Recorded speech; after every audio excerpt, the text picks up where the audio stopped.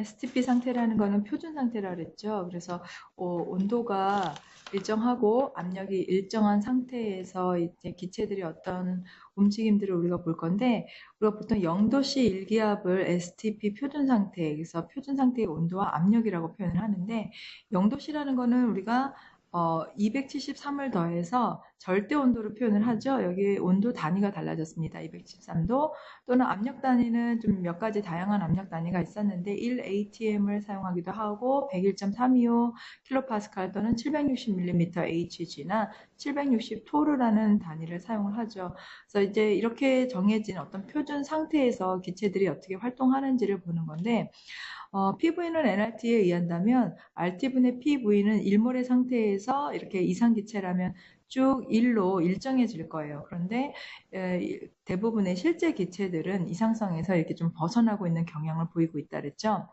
특히 이제 압력이 증가하게 되면 어떤 기체가 차지하고 있는 부피의 중요성이 커지기 때문에 실제 기체에서 이상기체에서 실제 기체로 갈 때 그 이상성에서 좀 벗어나고 있는 경향을 보이고, 그렇지만 여기는 지금 압력에 대한 그래프만 나와 있고요. 온도가 높은 경우에는 오히려 그 기체 분자들이 어떤 인력이 서로 좀 멀리 떨어져 있게 되고, 왜냐하면 기체들이 이렇게 활발하게 운동을 하다 보니까 인력상에서 좀 벗어날 수 있는 그런 경향을 보이게 되거든요. 그래서 온도가 높으면 그래도 이상기체에 좀 가깝다. 그리고 기왕이면 이산화탄소나 여기 메테인이나 수소가 있지만 이게 수소처럼 몰질량이 가벼운 것, 작은 기체들, 또 헬륨 같은 것도 되겠죠. 이런 것들은 비교적 이상기체에 근접한다. 자, 그렇지만 여기 지금 이 그래프에서 보는 것처럼 여전히 이상성에서 좀 벗어나고 있는 그런 경향을 보이고 있습니다. 이 부분들은 우리가 이 기체들이 실제 가지고 있는 어떤 부피라든지 인력이나 반발력에 대한 어떤 압력이 달라짐으로 인해서 PV는 nRT라는 그 이상기체 상태 방정식에서 좀 벗어나고 있는 경향을 보이거든요. 그렇기 때문에 이 식을 조금 보정을 해야 될 필요가 있었습니다.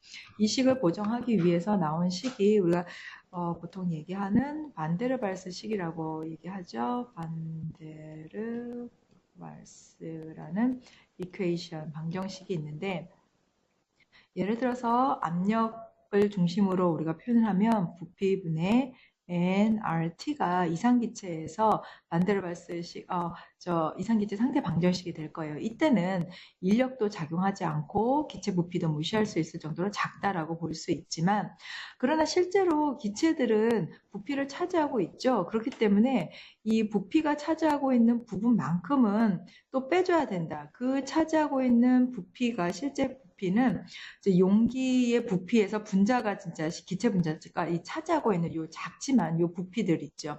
왜냐하면 기체 분자 자체가 어떤 공간이라는 것을 차지하고 있기 때문에 원래 부피를 무시한다면 이 통 전체가 기체가 차지하고 있는 부피라고 표현을 할 수 있지만, 기체가 실제로 차지하고 있는 이 공간의 부피를 빼야 되는 경우가 생겨요. 그 빼야 되는 경우가 얼마냐면 n 곱하기 b가 되는 거고, 이 b라는 거는 이제 실험적 상수가 되고요. n이라는 건 기체가 얼만큼 차여 있는지에 대한 몰수가 됩니다. 그래서 이상기체 같은 경우는 V분의 nRT인데 이 V를 우리가 좀 조정을 해준 거죠. 그리고 nRT. 자, 그리고 또 압력도 마찬가지예요. 실제로 관찰된 압력이라고 여러분들 이제 교재에 표현되어 있을 텐데, 이 관찰된 압력도 실제로 우리가 기대했던 압력에 비해서 더 낮게 나타난다는 거죠. 왜냐하면 기체 분자들이 존재할 때 이 분자 간에 어떤 상호 작용을 하고 있다는 거, 인력이 존재하고 있다. 그래서 압력이라는 게 사실 이 기체 분자가 이 벽면을 때려야 되는데, 이 때리는 것을 우리가 그 압력이라고 표현을 하고 있는데, 자기네들끼리 이렇게 관심을 갖고 인력을 갖게 되면 실제로 이 벽면에 부딪히고 있는 그 압력의 정도가 조금 더 낮아지겠죠. 그렇기 때문에 이 압력도 좀 보정인자가 필요했다. 그래서 이 압력의 어떤 보정인자를 우리가 좀 추가를 해주면, 자, 이제 이 식을 한번 정리를 해볼게요.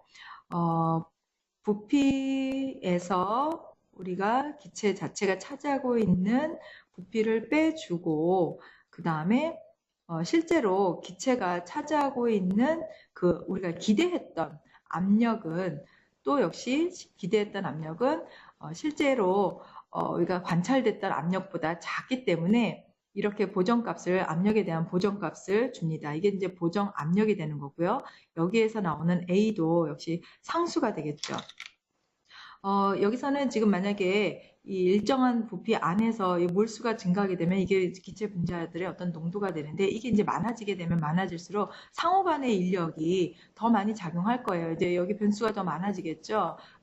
입자가 서로 적을 때보다. 그래서 입자쌍을 입자수의 제곱에 의존한다고 보고, 관찰된 값은 이렇게 조정이 된다는 거. 이 식이 바로 우리가 알고 있는 만데르발스 식이 되는 거죠.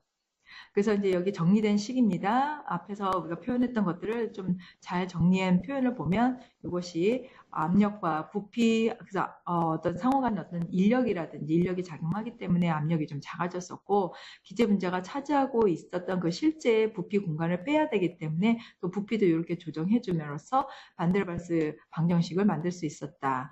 여기까지입니다.